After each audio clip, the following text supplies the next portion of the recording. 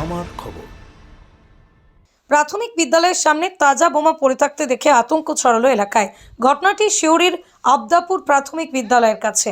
বৃহস্পতিবার সকালেই বিদ্যালয়ের সামনে দুটি তাজা বোমা পড়ে থাকতে দেখে স্থানীয় বাসিন্দারা আতঙ্কিত হয়ে পড়েন। খবর পেয়ে ঘটনাস্থলে পৌঁছয় সিউড়ি থানার পুলিশ এবং বোম দুটি উদ্ধার করে নিয়ে যায়।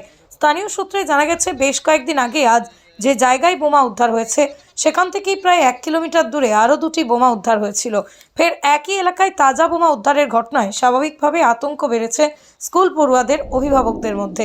কে বা কারা কি উদ্দেশ্যে এই বোমাগুলো ফেলে রেখে গেছে তা নিয়ে ধোঁয়াশা রয়েছে। পুরো ঘটনার তদন্ত শুরু করেছে সিউড়ি থানার পুলিশ। এলাকায় বাড়ানো হয়েছে নজরদারি।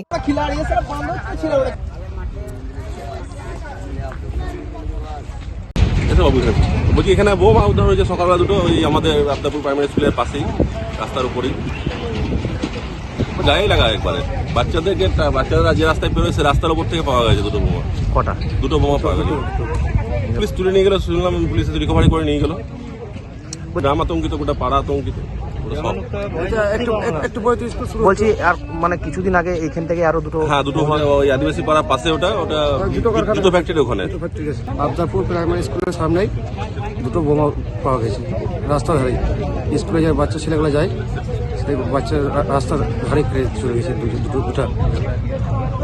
প্রাইমারি স্কুল আতঙ্কিত, একটু পরে তো স্কুল ছুটি শুরু হতো, বাচ্চারা ভয় হতো, বল ভেবে ধরতো, ঠিক আছে, বল ভেবে ধরতো। আবদাপুর জল ট্যাঙ্কি হচ্ছে জুতো কারখানা ওইখানে হাইরোডের ধারে, টিসিবিসি কোয়ার্টার ওখানে নিয়ে গেলাম। বোলপুরের ভুবনডাঙ্গায় নজরুল পথের পাশে তৈরি হচ্ছে অভিপ্সা অ্যাপার্টমেন্ট।